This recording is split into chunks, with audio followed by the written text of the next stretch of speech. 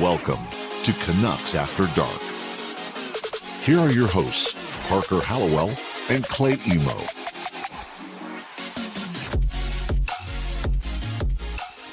Good evening, Vancouver. Friday night, our first Friday night Canucks After Dark, coming at the back of an eventful draft day, to say the least.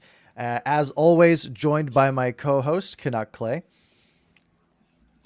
How's your voice, man? You went long tonight. It's a little tired. I expected the draft to take 3 hours. It took about 4, but we rode our way through it. I'm going to sleep well tonight, and so will, in my opinion, maybe the Arizona Coyotes might sleep pretty well tonight, as they had a very eventful day on the draft floor. And of course, that's going to be our main topic for the night. But before we get too deep into this, I want to say thank you everyone for tuning in on a off night, a Friday night, our first time doing this. And of course, because it's kind of what most podcasts would call an emergency episode, right? Something big happens. We need to reconvene, even though we planned this weeks in advance. But it works out anyways. And we've got a lot to talk to you about tonight. Indeed. See, I was smart. I'm glad that you did the whole first round and you got good viewership, and deservedly so. I knew that I was only going top 10. It's like my master's paper saved me. So I just did top 10. And then, of course, we're texting throughout the day saying, what are we even going to – there's no Canucks pick even in the top 10, the top 30, the top anything. So, yeah, it was fun. It was interesting. As the picks went up the board, I know we'll talk about this later, but as the names went up, you're kind of like, okay, well, at least the Canucks weren't going to have to decide to pick him and blah, blah, blah. But I know we'll get into it. But yes, an eventful day to say the least. Absolutely. So let's get started with the biggest news of the day. And that is Rasmus Ristolainen getting traded to the Philadelphia Flyers. Shocker. That had me for a loop. Pick. Of course, we'll get to that trade later on if we have time. But let's just get into it. Okay. Draft day was today, and we have heard the rumors in the wind forever that the 9th overall pick has been in play. And if you remember, about a year ago, the Canucks were all in on Oliver Ekman-Larsson, which might have been part of the reason why Tyler Toffoli never got signed, because the Canucks ran out of time, which seems to be a theme sometimes. And the big news broke today. And if you sort of think about how everything went down, the first thing we got was basically a tweet from an Arizona sports columnist, basically, who said, sounds like Oliver Ekman-Larsson is going to Vancouver. It's like, all right, this could be very bad or very okay. And then it says Conor Garland is also going to Vancouver. And my reaction is, okay, I love Conor Garland. I think he's a very good player. What's the return? And the fear was that the 9th overall pick would be involved. And that was the case. So details coming up on screen right here. So the Vancouver Canucks send the 9th overall pick in the draft, and then 3 deadweight contracts basically in Loui Eriksson, Beagle, and Antione Roussel. So a good cap dump, right? And if the Canucks were trying to compete for a Stanley Cup this year, you'd probably have to get rid of the 9th overall pick just to get rid of those contracts anyways. In return, they get Conor Garland, who is coming off of basically a season where he put up a 65-point pace if it were to have been a full season. 25 or 26. I think he's 25. 25, yes. 25-year-old restricted free agent coming from Arizona, who was really the best player on that team this last year. And Oliver Ekman-Larsson, who is a defenseman who was very highly touted at the early stages of his career, became the captain of the Arizona Coyotes, signed a big contract, and sort of fell off since then. Arizona also retaining $1.2 million in salary out of this big $8.25 million contract that Oliver Ekman-Larsson has.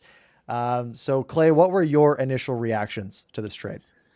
Well, and I think you were trying to make the Canucks look better. We don't even have up there that they also traded 2 other draft picks. Right. Yeah. You probably couldn't fit it on the banner. A 2nd rounder next year and a 7th rounder in 2023. So a lot of assets. So I know, Parker, there's so many ways to look at it. Short-term gain for long-term pain. There is the money changing hands. There's the lineup that gets better automatically. There's so much to talk about. And actually, one thing, Parker, I've also heard I heard 1.2 million retained at the start, and then I heard 12.5%, which turns out to be 1 million. So I'm not sure what it finalized. I think it was 16%. Okay. So regardless, we're on the hook for basically $7 million of the 8.25 salary. So my first reaction, and I don't want to spoil everything we're going to talk about. So I think my first reaction was, if Ekman-Larsson can rejuvenate his career here, I'm okay with the trade. I don't love it, but I certainly don't hate it. If Ekman-Larsson can play well, I'm fine with the trade. But that is a big if, of course. And I think that's what it hinges on. We know Garland's going to be great. 39 points in 49 games. That's amazing. And then, we know that of the 12 million going out. So there's so many parts to it. But I think it hinges on if Ekman-Larsson's going to be good or not, quite frankly. Yeah, and so I think that's what we need to spend the most time talking about is Oliver Ekman-Larsson, because that's really what the deal hinges on, right? Because if you look at in a vacuum, it's the Canucks getting rid of 3 bad contracts that were going to expire at the end of this year anyways, right? The Canucks were that close to being just off the hook. It was over anyways. And they're able to bring in Oliver Ekman-Larsson at $7 million for the next 6 years. Now, if Oliver Ekman-Larsson were a $7 million value defenseman, then this would be a crazy good trade, right? Mm-hmm. But Oliver Ekman-Larsson recently has shown that he might not be. So if you are someone who goes on to Elite Prospects or HockeyDB or your hockey stat website of choice, and you were to look and you would say, oh, well, Ekman-Larsson had 24 points in 46 games this year. That sounds pretty good. He was a minus 17. That doesn't sound very good. But you look at that picture and you think, he's a guy who can put up some points and he's probably a fine defenseman. Most of those points come from being on power play 1, sort of running the show there and getting, 20 plus minutes of ice time, because Arizona doesn't have great defensemen to begin with. So sort of the people who just look at the stats can look at that and say, all right, he looks fine. The issue comes when you look at more of the analytics side. And I saw people on Twitter being like, the eye test doesn't really work either for OEL. I haven't watched a lot of Coyotes hockey this year because they weren't in our division. So I didn't care to see them play the St. Louis Blues 7 games in a row. Yeah. You didn't want to fall asleep. Yeah, exactly. Yeah. I knew it wouldn't be very exciting hockey. You look at the analytics crowd. So there's 2 people who I like to go to, and that's Dom Lucian at The Athletic. He has a model that basically shows how many wins someone will contribute to a team projected over the course of a year. If someone's you're going to say Jay Fresh, right? You're going to say Jay Fresh. Jay Fresh is the other one, of course. So awesome. Dom Lucian's model is basically, if you're at a 0 wins added, then you're about a replacement level player, right? You're someone you can go grab for $1.5 million, whatever. Ekman-Larsson the last 3 years has been right around there, slightly above, but right around there. Probably salary value wise around $2.5 million. And awesome. Jay Fresh's model basically puts everything on a percentile level. So you can be in the X percentile of players. Elias Pettersson, for example, is in the 95th percentile of centers, according to this analytical model. That's great. That means only 5% of centers are better than him. And that's probably about right. Like Jack Eichel's like 98%. That's just like your grades in high school, right, Parker? Exactly. Yeah. So, and then you look at guys like Oliver Ekman-Larsson and you start to see single digit numbers. And that's where it starts to get a little concerning. This trade entirely hinges on Oliver Ekman-Larsson, because in a vacuum, getting rid of a 9th overall pick and 3 bad salaries and bringing in a really good young RFA who could be a 60 to 70 point player and fills a need this team has, which is a second line winger, and really rounds out this top 6 into a really nice looking group. The problem is, is this salary cap going to hinder this, or is the salary hit going to hinder the team enough in the long term to prevent, of course, the ultimate goal, which is to win a championship? Wow. Well said. There's so much here. And I like how you referred to, yes, Oliver Ekman-Larsson has 0.5 points per game for the past 5 years. And before that, he was even more than that. But you're right. You got to look at the other stats too, the Jay Fresh model, the Dom Lucian model. And so that'll be interesting to see. I kind of want to look at the money part too. There's so many aspects. But if we're looking at pure salary cap, 6 million Loui, 3 million Beagle, 3 million Roussel, there's 12. Yep. And as we said, we're taking on 7 of the 8.25. So Conor Garland only made $800,000 last year because he was an RFA, and he blew the the doors off any type of model you want to look at. He's in line for a raise. Parker, I've heard some people say low end 3. I've heard high end 5. So basically, you add that to Ekman-Larsson 7. We're coming out a tiny bit ahead, maybe on the salary cap. Yeah, but for 1 year. And I think paying Conor Garland, even if it's like $4.5 million, if he's a 65-point player, that's a steal, right? Yes. Like, I'm not going to complain about that. But also this Conor Garland contract you just mentioned, he made like no money last year, right? 800 grand.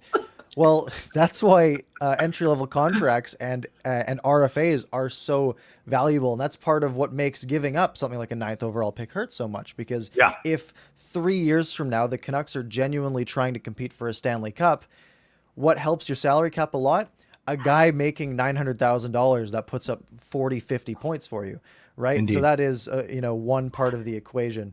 I've also seen the argument come up a lot that Oliver Ekman-Larsson just quit on Arizona. And there's reasons for this, right? The organization sucks. We saw the quotes coming from Conor Garland during his interview today, basically saying like, yeah, it's a disaster.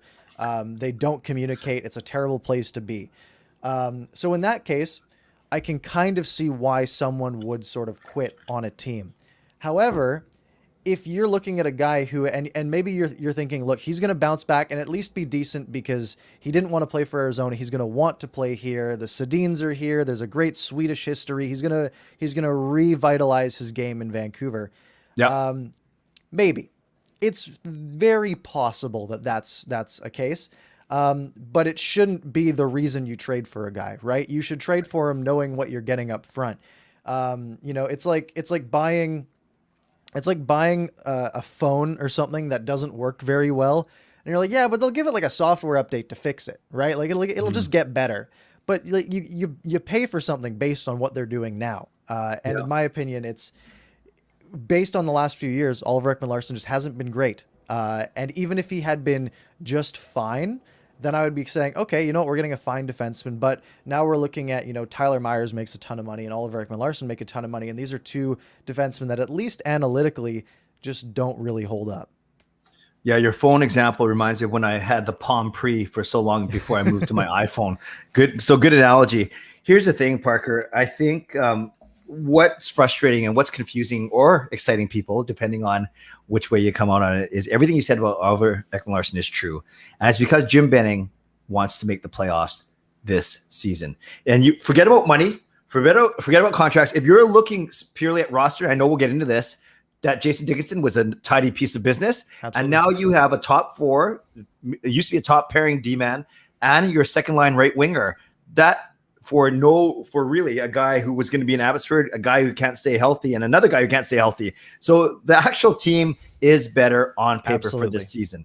They want to make the playoff. Yeah, and he's used the word aggressive, and we saw it. He said this has been in the works. So I think that's the tricky thing. And then we don't want to get in this whole argument of all you got to do is make it in the playoffs. That's for another topic, another podcast. By the way, you notice that we have like 90 people in here. That's pretty cool. Yeah, no, people are here to talk about this. So yes. So all I'm saying is you can see why Jim Benning does it. We got to talk about Benning's only got 2 years left on his contract. And if he doesn't have a good first year of those 2 years, guess what? He might not even see his second year.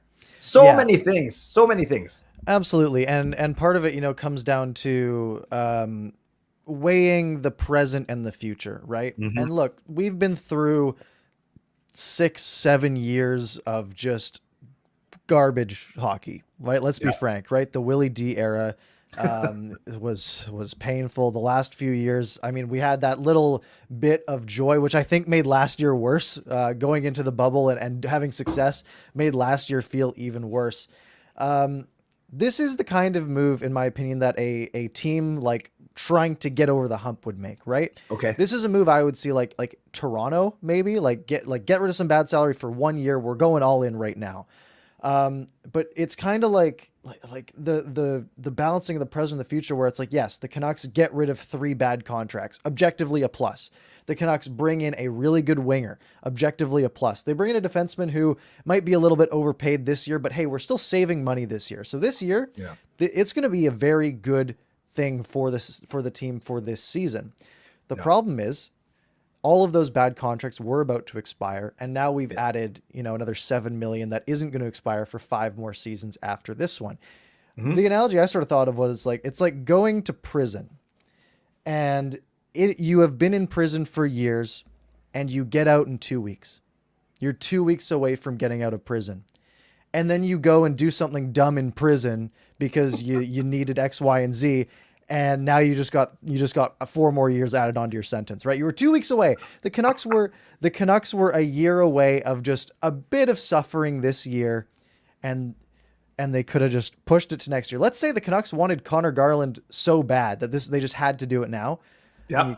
Why not just have made them just try to do it next year, right? When you don't have these bad contracts that you need to use, that you need to try to sweeten, right? You need to be like, all right, well, we got to put the 9th in because we're trying to get rid of these 3 bad contracts so we can sign Pettersson and Hughes, but still sign Garland. And it's just it just feels very short-sighted. It's funny when you're talking about those prison analogies. I was saying you watch a lot of Netflix or something. That was pretty impressive. I think. Oh gosh, there's so much to unpack here because the other thing is so I like how you've laid it out very, very intuitively. I will agree with everything you said, and I will also look at a more positive spin sometimes. And there was fear that they were going to buy out one of those. Probably not, but at least yes, I hear you. $12 million would have come off, but at least by not buying these contracts out and actually trading them, there's no repercussion of a lingering contract for a second year. But that's admittedly a small thing. I look at as let's go back to Ekman-Larsson, then we can talk about Conor Garland. Sure. For Ekman-Larsson, let's say that he's going to take Edler's spot, and he wears the same number too, so it's kind of obvious. I think obviously. So now you have Ekman-Larsson, you have Hughes, and one of Rathbone, you levy on the left side. That's set. Your left side set. Yep. Let's say Schmidt actually comes back now. Let's say they don't entertain, although they should because that's $6 million. But you go Schmidt, Myers, and let's say you somehow bring Hamonic back because you have money, because you say buy out Virtanen. That 6D man, that's way better than last year. You're bringing in Rathbone and Ekman-Larsson for Edler and Ben. I like that, don't you? Kind of, but I mean, just looking at the analytics side, right? Replacing Edler with Oliver Ekman-Larsson, at least just analytically, is kind of a wash. Okay. It's like, maybe it's worse, maybe it's better. I haven't actually looked into it, but it's probably going to be pretty similar, just based on that. Now, again, if he regains his form, and I'm not saying he won't, I'm just saying, trends don't usually do this at the end, right? So sure, maybe that's a wash. Yes, Rathbone is going to be better than Ben. I am so sure of it.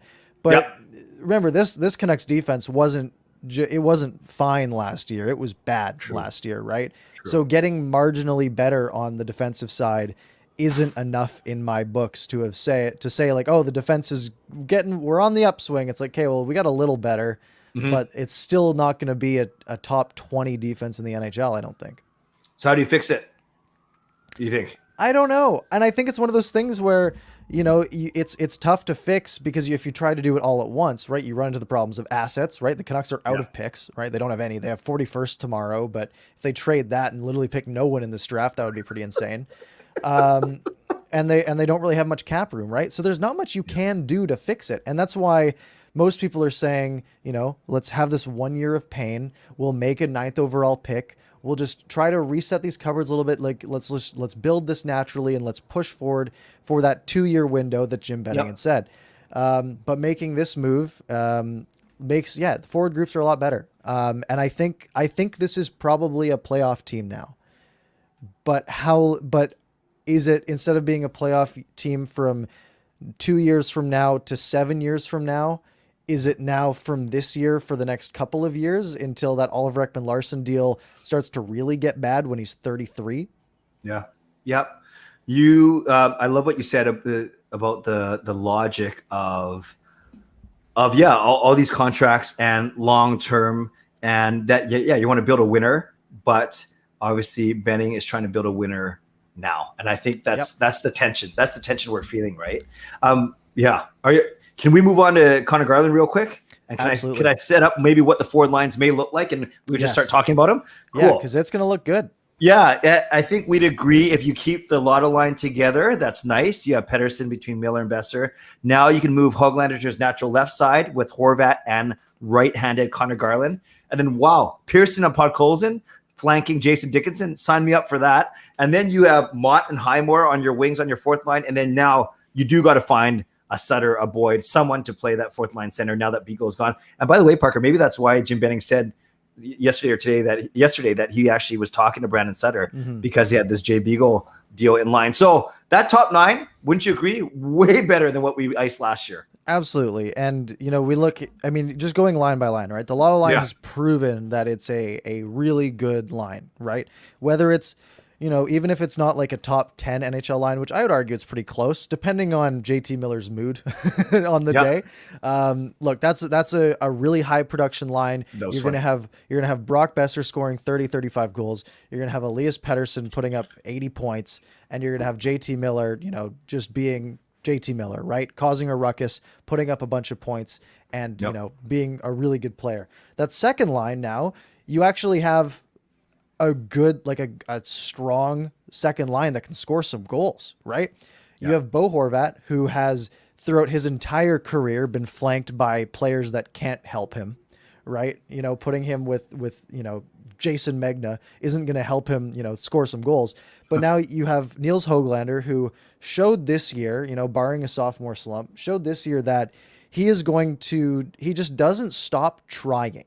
Like, he just goes into every corner. He wins every battle constantly. He can go get pucks for you. You have Horvat winning all of his faceoffs. And then you have Conor Garland, who, literally put up 39 points in 49 games this year and was the only real bright spot for the Arizona Coyotes this year.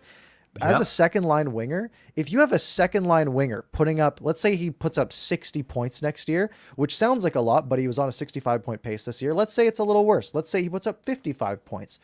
Well, first line caliber players are usually about 50 points, right? Like, I think it's like the top 96 forwards, like the cutoff, which would be your top 3 forwards on each team. It's about 50 points. So you would have a first line caliber winger, maybe a low first line caliber winger, but a first line caliber winger on your second line. You would have a low first line caliber center on your second line in Bo Horvat. And then you would have Nils Höglander, who, I'm never going to bet against. He could just literally keep getting better forever because his work ethic is insane.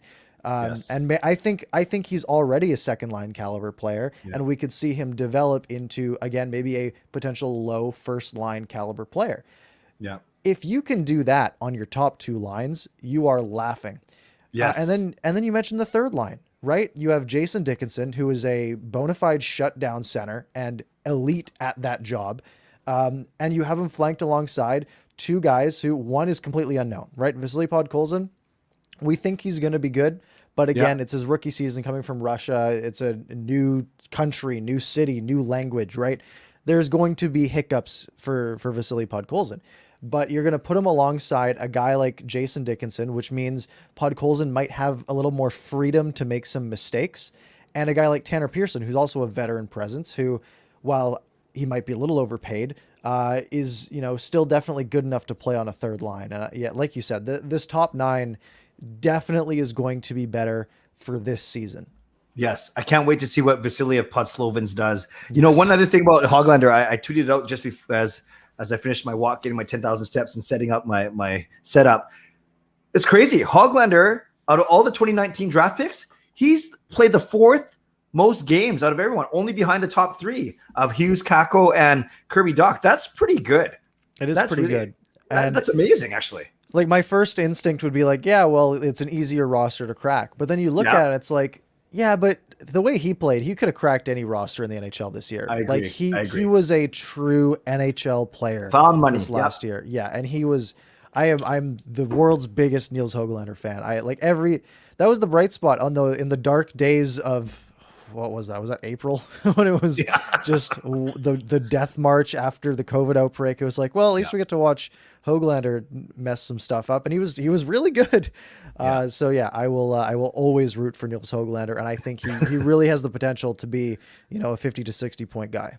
So I was watching some Conor Garland highlights. He's not that big, but that doesn't mean actually he's the fastest skater. That's what I noticed. But he can go to the net. Like, he's fearless. He goes to the net. He's got a nice release. So obviously, if you get 39 points in 49 games, you're going to be good. So imagine if Besser is struggling, or if they want a different look, you can just swap those 2 guys and you're not really having much of a drop off. So I love what you said. There's some versatility now. You're not playing Pearson too high in the lineup. And if Podkolzin becomes a revelation too, imagine him fighting for to crack the top 6. I'm excited about the forwards of our team for sure. Too. And did you see Conor Garland had a quote today when he got interviewed, and he was like, I like just being in front of the net. That's where the goals are, is what he said. And it's like, yes, we've had so many players where we're like, just, especially one in particular, it's like, just go to the net, just go, just drive the net, like do something. And now we have this guy who, I mean, could play on a first line potentially. And it's he's going to be a guy who just stands in front of the net. Although I do that strategy on my roller hockey team, Parker, it doesn't work for me. Maybe there's something I'm not doing something right. Maybe I think it's the lack of the mustache. That's the problem. That Conor Garland mustache. And by the way, I caught the part of your stream where someone says we should do a gathering of mini sticks, and they mentioned Lego and Hockey Guy, and you nicely threw my name in there too. So maybe a game of 2s.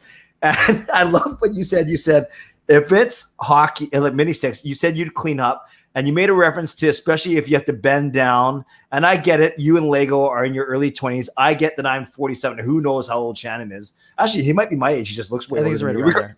Okay, but don't tell him I said that.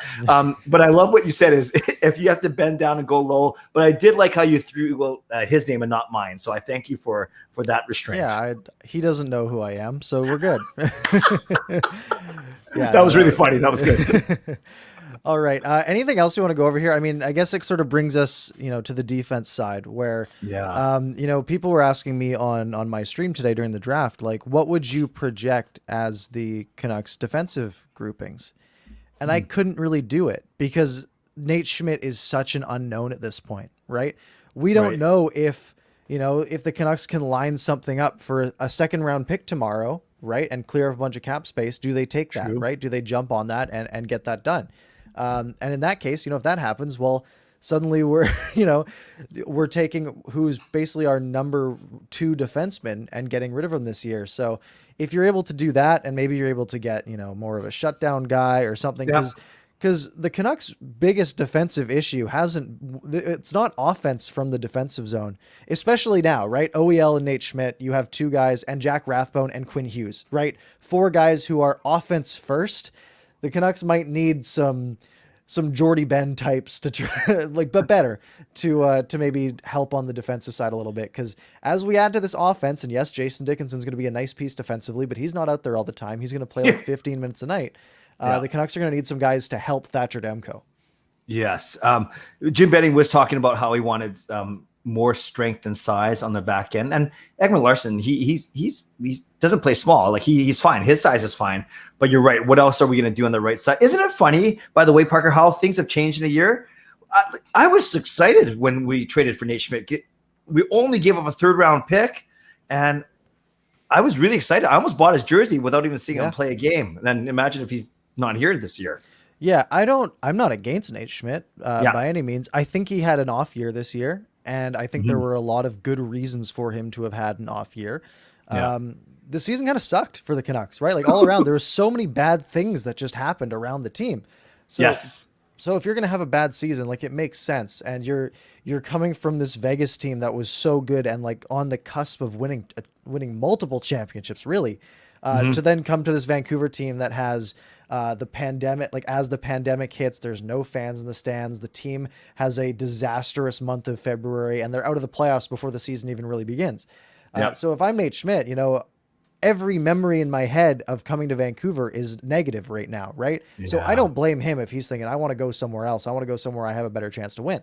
But if I'm the Canucks, look, I don't think betting on a Nate Schmidt bounce back is a bad idea, right? I think, it was the worst year of his career, and there was a bunch of external factors that reasonably could have led to it. So if Nate Schmidt truly wants to go elsewhere and the Canucks are able to find a good fit for that, then by all means, that's fine by me. He has every right to want the best for himself. But if either the Canucks aren't able to make a move that is good enough for the Canucks to warrant it, or Nate Schmidt is okay with staying with the team for this year and can, sort of regain that step, fans in the stands and actually traveling around then yeah, I'm not against keeping Nate Schmidt on for this year. Yeah. And can you put up Asian goalies comment for me? It's the one for yes. How are we going to sign our key pieces with 18.8? We got to need a trade. So here's the thing, Parker, and I think this is perfect. We'll move on to the rest of the happenings. We've done a good 30 minutes on this.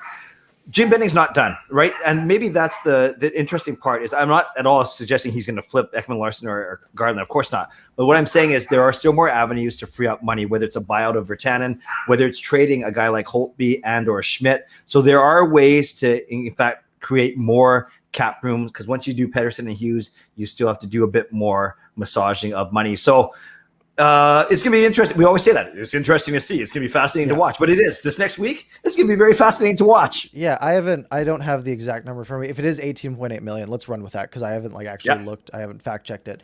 But they need to sign Elias Pettersson and Quinn Hughes, and we've sort of decided on our own that that's going to be around 14, 15 million of the cap this year, right?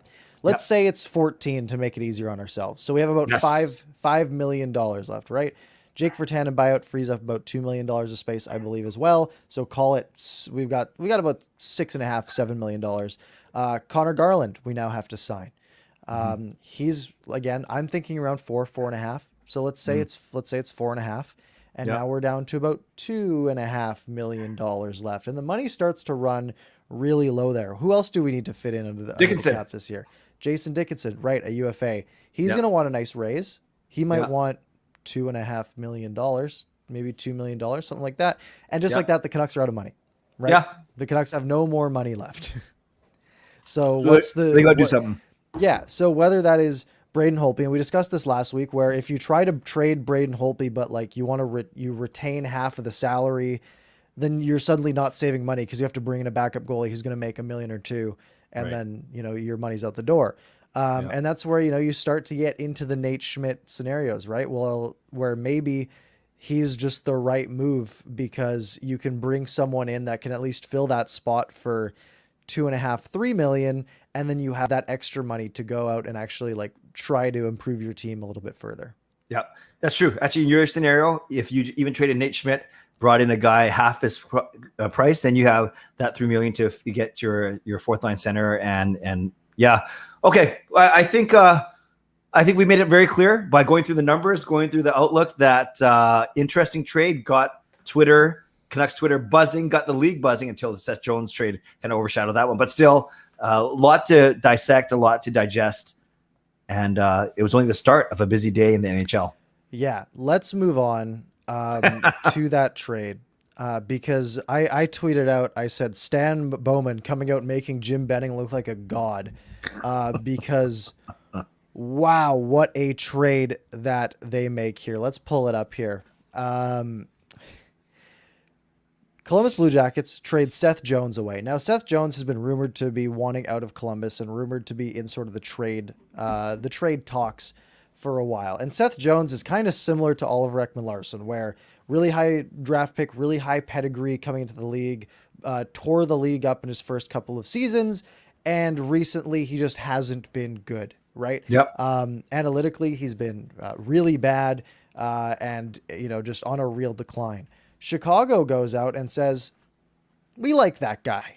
We are going to trade the 12th overall pick in the draft, a first round pick next year as well, which could be anything. Yeah. We're going to trade Adam Boquist, who we picked 8th overall 3 years ago.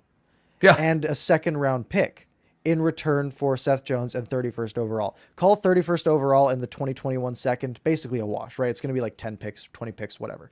Yeah. So basically they're trading Seth Jones for 3 first round picks. And that's not even the best part, because then they got to sign Seth Jones to an extension, and they go out and they say, well, we could sign him for not very much money because he hasn't been very good lately. Or we could go out and sign him to an 8-year, $76 million contract on a defenseman who is clearly on the decline. That's a wild, wild move from the Chicago Blackhawks.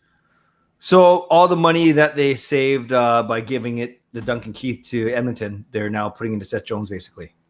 Yep. And look, I think Seth Jones will be better than Duncan Keith this year. Yep. Maybe. But he's, they're also paying him Way more money, actually. Yeah. $9.5 million. That's an absurd amount of money. Remember you look at the Duncan Keith contract, which for the purposes of what they did they made it long-term so they could win in that window that they had. Made sense. Yep. Brent Seabrook, same idea, but that contract is also a mess at this point, right? But when they signed those contracts, they were in their prime. They had Taves and Kane in their prime. They were a true Stanley Cup contender. They're not a true Stanley Cup contender right now, right? They're a pretty middling team with two guys in Kane and Taves who are nearing the end of their careers. They're in their mid-30s, basically. And they go out and they trade away their young defenseman who has some promise and 2 first-round picks for an aging defenseman who has struggled over the last couple of years. Yeah, and they have younger guys who are not bad in DeBrincat and Kubalik and stuff, but they're not Kane and Taves, let's put it that way. So, yes, this team's in trouble. And they actually started off last season quite well. They had that hot rookie goalie who can't remember his name anymore, but I had him in my fantasy league. But Lankinen, right? Does that sound right? That sounds right. Okay, so they were actually pretty good, and they fell off near the end of the season. But this is nuts. This trade is crazy. Yeah, it just doesn't work in it doesn't pass the smell test for me. It's so much money.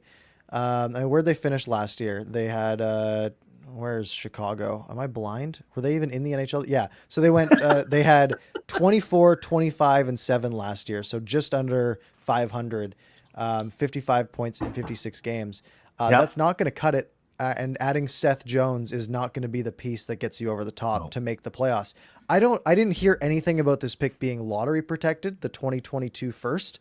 Right. But I could reasonably see the Chicago Blackhawks finishing around the same as last year, being, maybe 10th, around 10th in the lottery odds.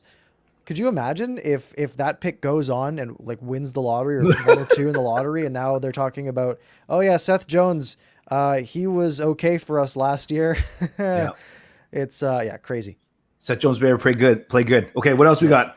I know we got a lot to. Let's talk about Rasmus Ristolainen, another defenseman traded for way too much. Rasmus Ristolainen has been bad lately. He puts up points. So lots of people go and they look at that and they're like, oh, he puts up points. And then people look at the analytics and it's like, all right, he's got a 3% wins above replacement, 3rd percentile. So almost the worst in the league. And people look at that and they're like, yeah, but he plays for a bad Buffalo team. And it's like, but so do a lot of these other players, like Sam Reinhart, and Reinhart's 70th percentile or something, right? They account for this stuff. The people putting these analytics together, they aren't dumb, right? They're like, let's just punch all the numbers in. It's good enough, right? They check their work. Rasmus Ristolainen fetching 13th overall pick, and then a low end roster player and a third for Buffalo. Yeah, Ristolainen, I've always followed him a little bit only because he was drafted the same year as Horvat, and they had to get new contracts at the same time, and it was one of the comparables they were using. But yeah, he's not that good. You rarely hear anything good about him and his play, and it sounds like he's been wanting out of Buffalo for the last little bit. So I don't know much about this Hag guy, but I know 13th overall. Was that the 13th that happened today? Yes. Oh, okay. What did they get? Do you have a list? No, I don't have a list. Okay, me neither. Oh, here.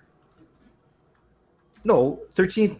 Oh, but it was actually 12th or maybe it was actually 14th. 14th. Isaac Rosen, yes. Right winger from Sweden. Yes, and I saw lots of things that projected him around the 18th pick, and I saw some things that projected him around the 100th pick. So very polarizing in the draft circles. But they go out and they get a young rookie for Rasmus Ristolainen, who is clearly not going to be too long for the NHL, I don't think. Yep, fair enough. All right, I don't think we have any new news on this one, but Buffalo trading Sam Reinhart also to the Florida Panthers. I just searched for it. I have no new news. There's still no details coming through. I'm looking through Twitter. Everyone's like, someone please, here's a tweet, waiting for Friedge to drop the Sam Reinhart trade. So we don't know what's going to be the return, but he's going to Florida. Let's go to another trade that happened. Goaltenders, a goaltender swap.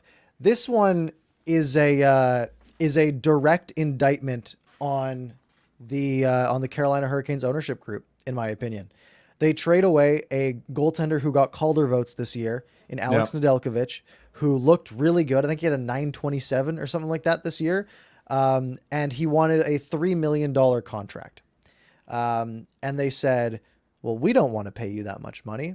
So we're going to send this promising goaltender of the future to Detroit for Jonathan Bernier and a 3rd-round pick. Could you imagine if Thatcher Demko comes out and has a pretty decent season, and he wants his $5 million 5 years that he got, and the Canucks look at that and be like, yeah, we don't want to give you money though, so we're gonna send you off for a not as good goalie, but we're getting a 3rd-round pick back, so it's okay.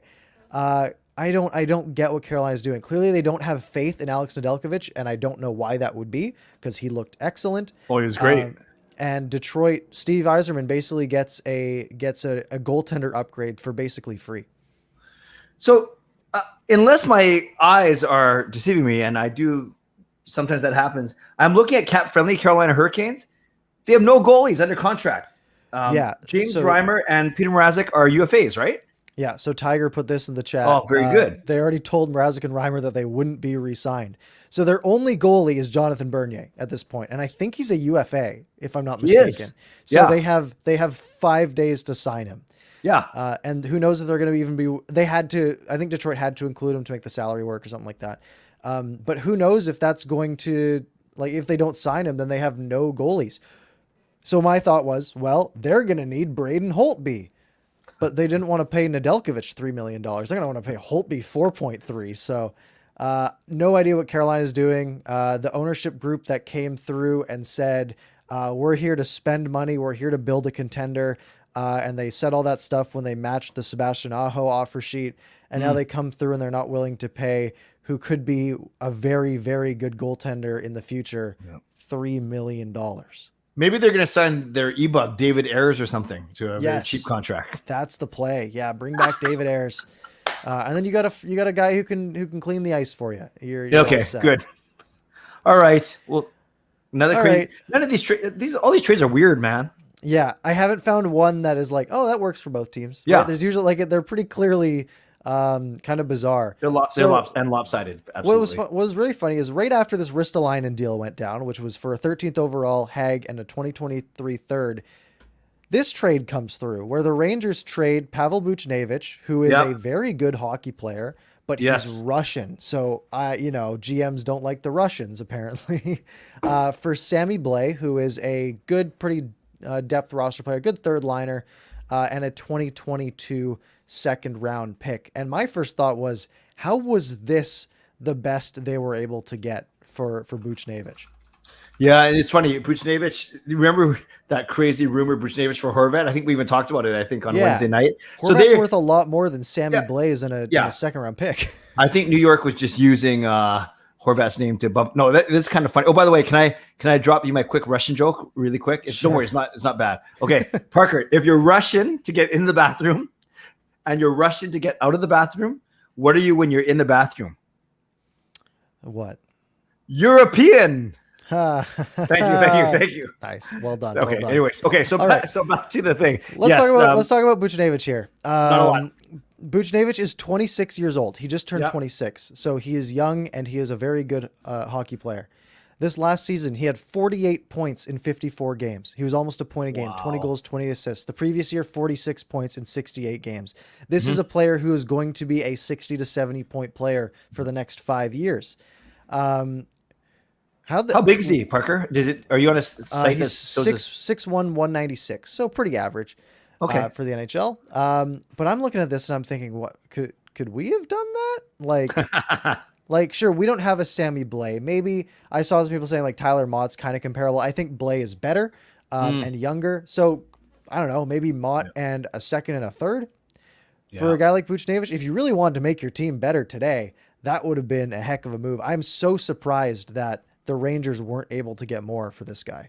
And you know what's funny about Buchnevich too? I've heard his name on more than one occasion brought up when someone says, what's a potential comparable for Podkolzin? So given the stats you just said, I would love it if Podkolzin turned into be someone like Buchnevich. Absolutely. Yeah. If you can get a guy who's going to be, if Podkolzin ends up being a 60 to 70 point player, the Canucks are laughing at that point.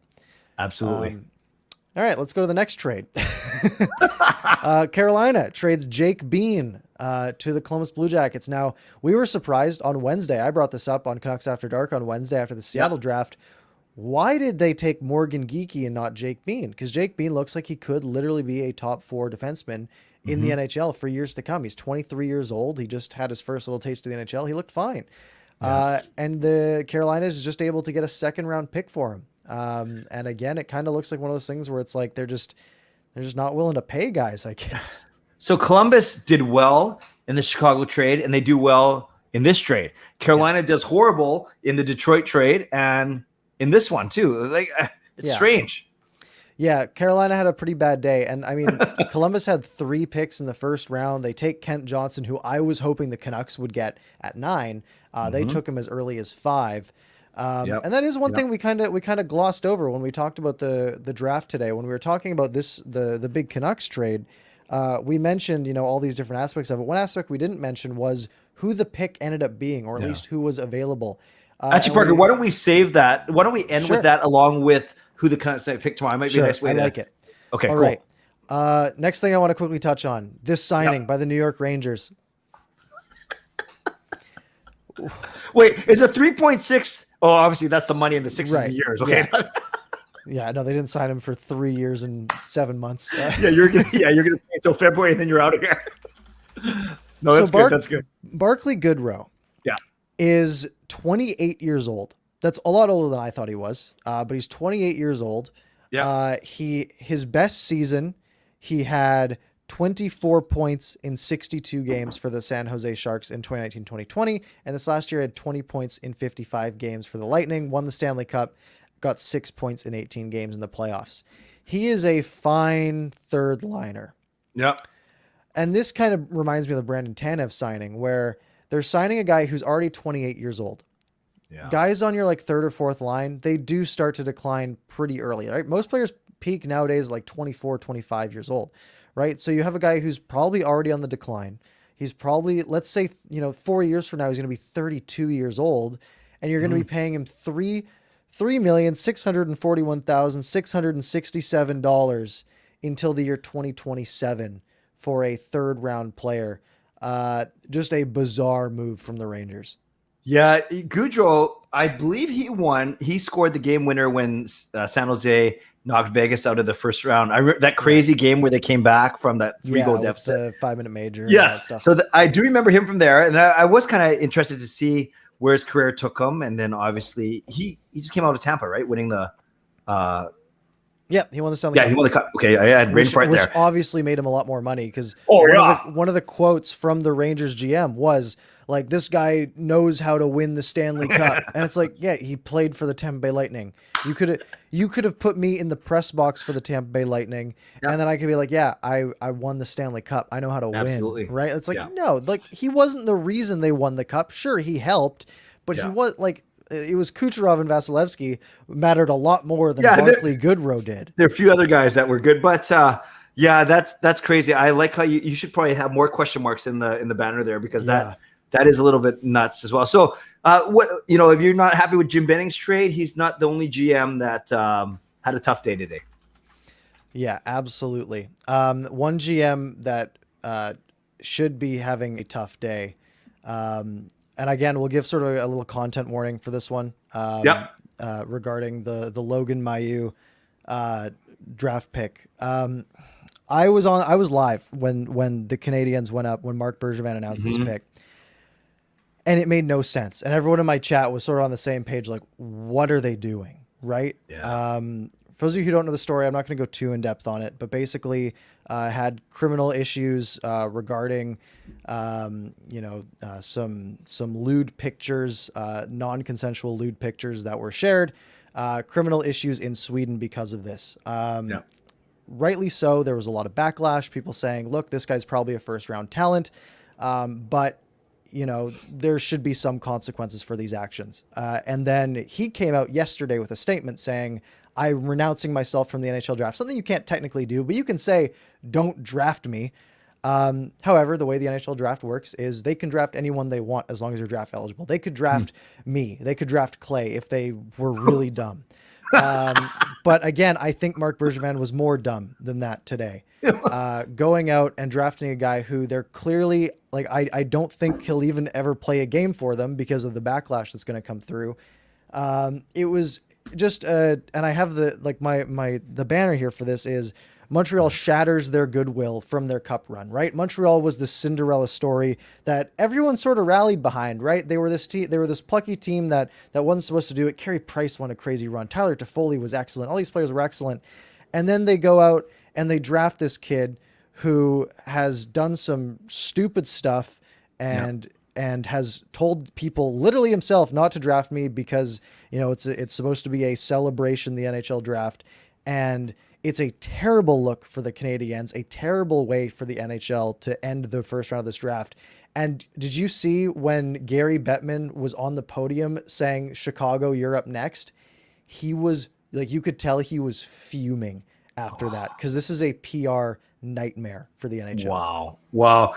I've always said, Parker, and maybe it's my outlook in life as well. I think the sports world is very forgiving. You see people, not necessarily just NHL, but NFL, NBA, Major League Baseball. You see people do some pretty bad things and get second chances. And Montreal released their statement in English and French about how they want to give this young man a chance, right? And it rang hollow for a lot of people, and rightfully Absolutely. so. So this one, it didn't feel right. And I know I was on my walk. I saw Twitter go crazy. I know a couple of people have reached out to me directly and just how upset they are. Yeah, this doesn't look good on anyone. I don't know what they were thinking. I don't know what they were thinking. Yeah, and I guess this might, as this is a Canucks podcast, we did hear the day that this news sort of broke, like a week ago or so, that he was on the Canucks do not draft list, like full stop. They weren't going to draft him regardless. The rumor was that he was that some teams had them in their second round on their draft list. Montreal thought, well, we have to get him now because we don't pick till 63rd next round. Yeah, just a ridiculous, poorly thought out move. If you have to have a prepared statement ready for the draft pick you're about to make, it's probably not a smart pick. But anyways, that's all we really need to say on this. Just a bad look overall for the Habs. Yeah, we'll just kind of track it as it goes. Whether, we'll just see. All right, let's talk about day 2 of the draft. All right, where he cannot get picked anymore. So let's go to day 2 of the draft. Canucks do, for now, still have a pick. We don't know if they will end up making this pick at 41st overall. Going out there, and there's some good names still available, right? You look at, I like to look at elite prospects because they have like all the aggregations of the list. Yeah. But there are some very, very decent looking players left on the table.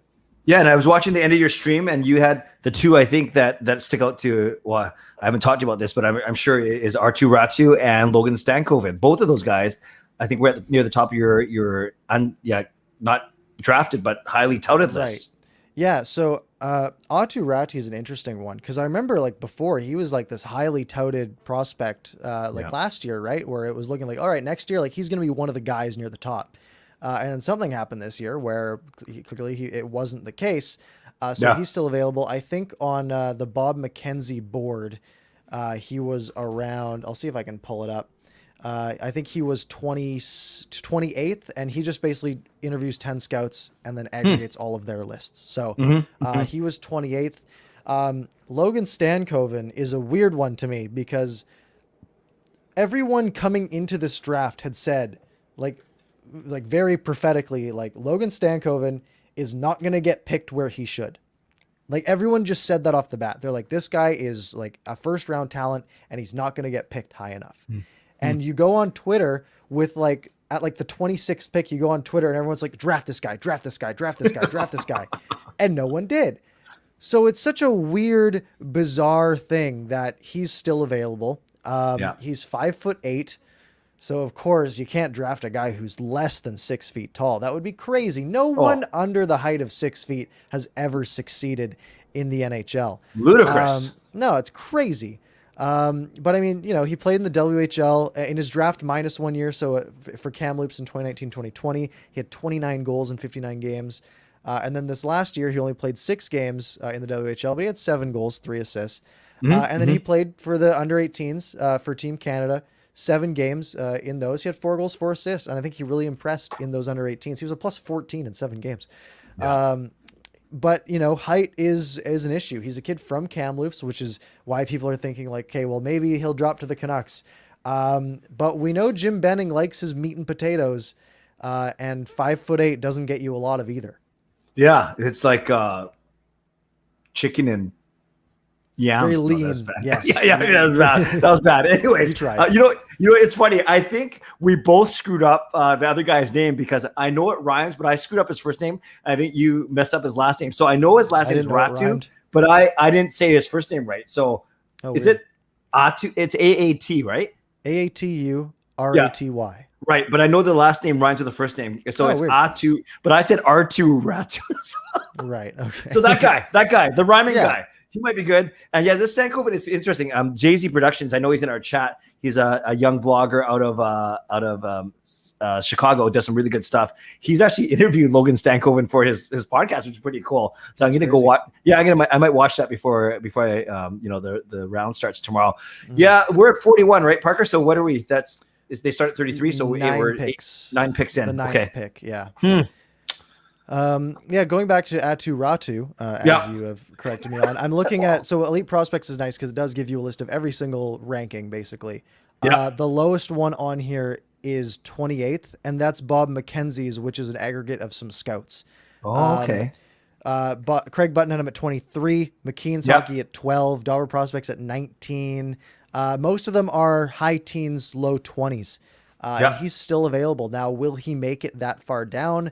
I don't know, but he's a Finnish center. Sure, you can look at him and be like, oh, he only scored 6 points this year in 35 games, but it's like, yeah, he's playing in a men's Finnish league, right? That's, he's not when you're talking about a low first rounder, you're not going to have a guy who's producing year one in the NHL usually. But yeah, definitely some good options for the Canucks left at 41. There was one other that I liked. Let me see if I can find it here. Francesco Pinelli, elite name. He sounds like a chef. He sounds like he could own a blueberry farm with a name like Francesco. All of his rankings again are all like 30 or below. 24th on the consolidated ranking, and he played for the Kitchener Rangers in his draft minus 1 year, 41 points in 59 games. And then this last year, he played at the under 18s, 11 points in those 7 games. And he has an awesome name. So I think. What's his last name again? Pinelli. Okay. I think the Canucks got to go after this guy. Okay, so thanks to you, and gosh, there's no way I was going to know any second round guys if I could barely name first round guys, but I'll be looking for those 3 then. Ratu, Stankoven, and Pinelli. Those are the 3 I will look at. Maybe one of those guys gets to the Canucks after 9 I chose picks. Pinelli almost entirely at random, but he was the top guy left on Mackenzie's board. Okay, and I'll be looking for him. I trust Bobby Margarita all day. Should we wind up by talking about? I think it'd be great to wind up by talking about the 9 picks actually, or at least the fact. So I'll ask you this, Parker. Once Luke Hughes, once Brant Clark, and once Kent Johnson. Actually, that was the wrong order, but you know what I mean. Hughes, right. Johnson, and Clark. Once those 3 guys, who I think you'd agree, I think Canucks fans really had their eye on. Once they were all gone before Gunther was taken at 9, did it change for you at all your view of either the trade or just your disposition? Like, oh, thank goodness those 3 guys are gone. Otherwise, I would have been more upset. More the latter, because I think you look at that and you say, well, the Canucks still took the risk of one of them being available there, right? Yeah. I think the rumor came out that Arizona really wanted the 9th because they were interested in Kent Johnson. And almost every mock draft you would look at had Kent Johnson going at 9 to the Canucks. Totally. And that's, again, a lot of people are like, oh, he's from BC, so he's going to go here. And I was starting to really like Kent Johnson. So, you looked at all those names, right? Sort of the top 8 were, Owen Power, Beniers, McTavish, Hughes. Those are the top 4 that went. Kent Johnson, we thought might drop to 9. Didn't. He got picked by Columbus at number 5. Yeah. Simon Edvinsson looked like he was going to be a defenseman that could go top 5. He went to 6. And then William Eklund, who lots of lists had like top 3, top 4. Like he looked like he could be a real stud, started dropping. And I was like, Yeah. man, if Eklund is available at 9, then this gets worse, right? Yes. A Swedish kid who's looked really good. He can skate well, but he got picked at 7 by San Jose, and then LA took Brandt Clark at 8. And Brandt Clark was another one where I was like, man, if he drops to 9, then again we're kind of looking at the same thing. And I think my thought was, maybe someone goes for the goalie, maybe someone goes for Wallstedt or Kosa early. And that would get just one of those guys would fall, right? Yeah. Or Dylan Guenther, right? Someone would take him early. And we saw a reach right below 9th overall. Ottawa Senators taking Tyler Boucher, Boucher's son. But basically the top 8 were probably the 8th best prospects. Yep. And at 9th, the Canucks miss out on Dylan Guenther. Yeah, so you're right. The top 9 basically went as we expected. The top 9. We've always been talking about the 4 defensemen and the 5 forwards. I couldn't believe, and the one thing that stood out to me was if you include Luke Hughes in it, because he's going to go there next year, 4 of the top 5 University of Michigan. That's amazing. Yeah, absolutely. I was looking at that because I was looking at Kent Johnson stuff. So I was like, oh, I'm going to look at his stats. So I clicked on where it says University of Michigan. Yep. And I look at him like, oh, Owen Power. Oh, Matthew Beniers. They're all here. Like everyone's here. The entire draft is. Yeah, Luke Hughes going there next year. It's so crazy. Yeah, absolutely. Yeah, absolutely wild. That program is killing it. We should go there. Absolutely. Maybe we will get drafted after all. Maybe, yeah. And just to sort of touch on Dylan Guenther, the guy the Canucks sort of missed out on this trade. He probably would have been who the Canucks would have picked at 9, I would have guessed, because most boards had him between like 4 and 9. Yeah. I mean, you look at his stats. So last year, 2019, 2020, he was a point a game in the WHL, which is what you expect usually from guys in the top 5, like year before they're drafted, should be a point a game. In like mid first round, it's usually the year they are drafted. They're about a point a game in the WHL. This year in the WHL, however, they only played 12 games. And he had 12 goals and 12 assists in those 12 games for 24 points. So you look at that and you think, wow, this guy looks like a real player. JD Burke had a tweet, I think it was about Guenther, that some teams weren't very high on him because he wasn't very impressive at the U18s. He had 7 points in 7 games, but I think they expected more from him, and that sort of hurt his draft stock a little bit and made him available for the Arizona Coyotes. Yeah, it's interesting, Parker, with this crazy COVID year and a lot of leagues either shutting down or playing massively reduced schedules. Those international tournaments they're always important, right? Because it's best on best. But this year, the U18s, Owen Power in not just the 18s, the World Hockey Championships for grown men, there's such an emphasis put on these international competitions this year because that was some of the only things you could watch. Exactly, right. Especially this year, right? Where he played 12 WHL games, right? Like, like these players who go a point a game in their draft years, they have hot streaks where they probably average 2 points a game for a while. So you can't bank everything on that, but you can put them up against, players that should be of their same caliber in like a U18 tournament where they should still be some of the best there, but there's going to be a little more challenge. And if they aren't able to step up to that, that can be sort of a red flag for those scouts. Good point. So overall, were there any surprises for you as we wrap up in that top 8, at least the order? Were you surprised, for instance, that anyone went as high as they did? You said Eklund, you're surprised he fell all the way to 7? I was surprised Eklund dropped a little bit. I was kind of surprised. I kept convincing myself that New Jersey wouldn't take Luke Hughes because everything I saw said that Luke Hughes wasn't like, he was probably like 6th or 7th best in this draft. Yeah. And I'm thinking, well, if I'm the Devils, do I want to take the guy's brother? Or do I want to take the best player? Right. Yeah. Part of me saying I want the best player because I want to win. But they did go with the brother. And I don't know if that's a negotiating tactic in part, right? If you're thinking, well, this is going to help us keep Jack. Well, maybe that makes it a little more worth it. Kent Johnson going number 5. I was happy to see, a Canadian kid from, around the corner here. I thought he would fall a little farther, but I guess the Columbus Blue Jackets watched the same highlight package as I did. And they went with that pick. Same with me. I think, and we're talking about the difference of a pick or two. I do think Hughes and Johnson went higher than I thought, and I thought that Eklund and Guenther dropped a bit more than I thought. And I love how Quinn was making fun of the stench in the New Jersey arena. That was pretty funny. Quinn Hughes is not a good public speaker. I love the kid, but man, he looked so uncomfortable. I guess the one other surprise pick that really stood out to me was Detroit making the move up to 15. Or I guess 14 because 11 didn't exist. I don't know.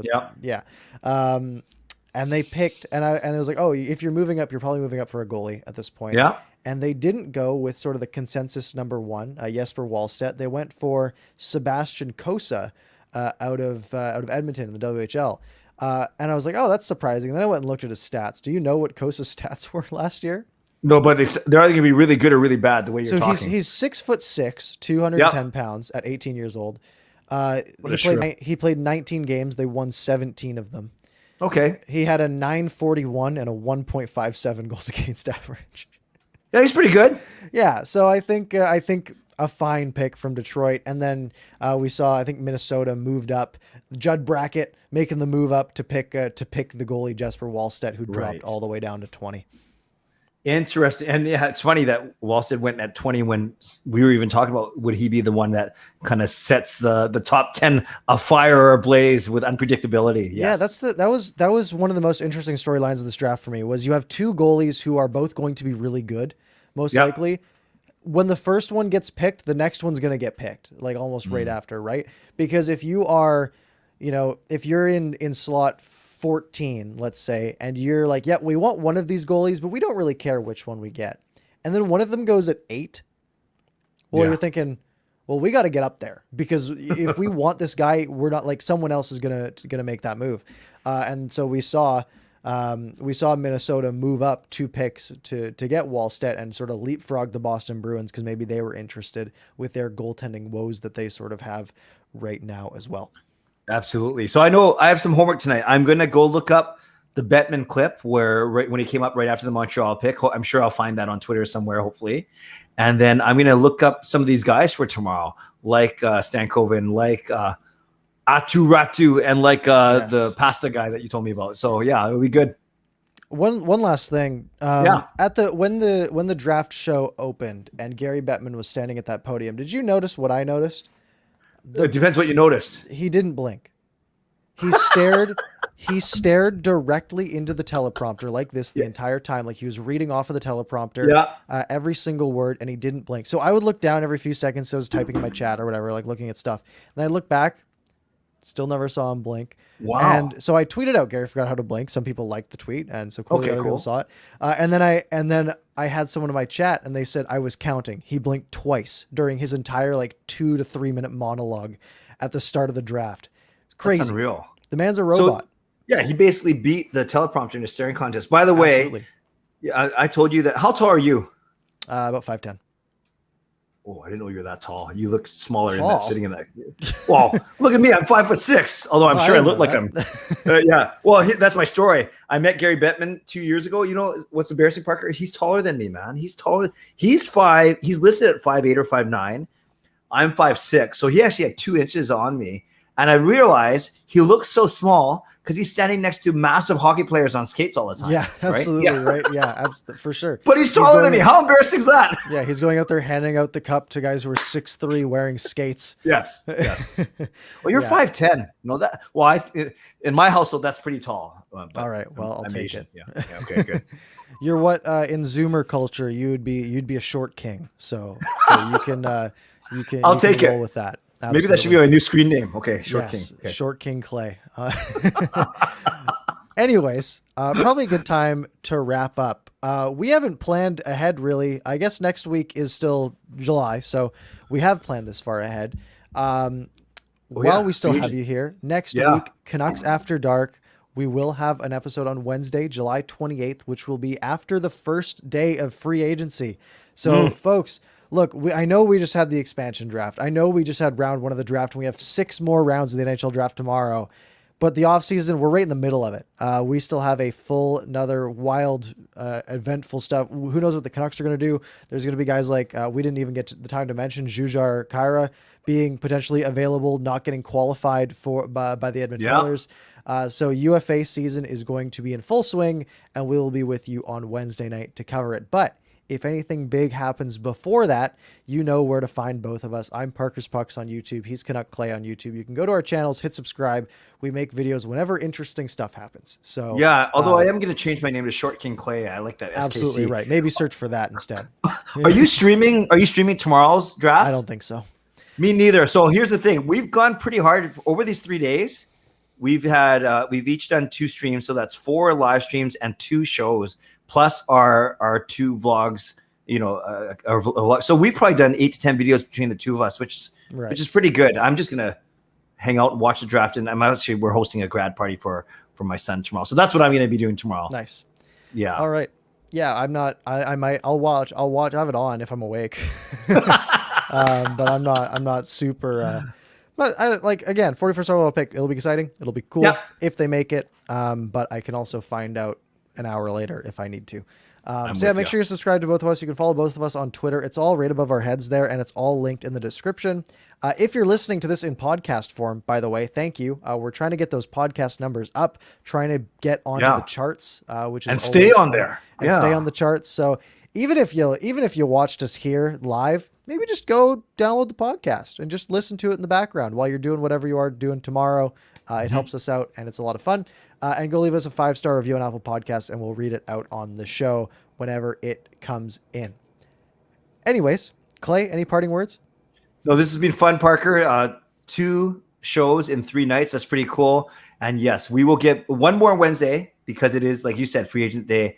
And then we'll figure out if we go back to Mondays in August. But for now, enjoy the fact that we've got stuff to talk about. Enjoy the excitement. And Jim Benning, never a dull moment when he's leading Jet things. Black Jim. Yeah. So this concludes our longest Canucks After Dark ever. Wow. Breaking the 70-minute barrier. There's so much stuff that happened tonight. Thank goodness we added an extra show, because if we had to do all of this next Wednesday and free agency, it would have been a disaster. It would have been a 3-hour show. Anyways, thank you guys for watching, and we'll see you next week.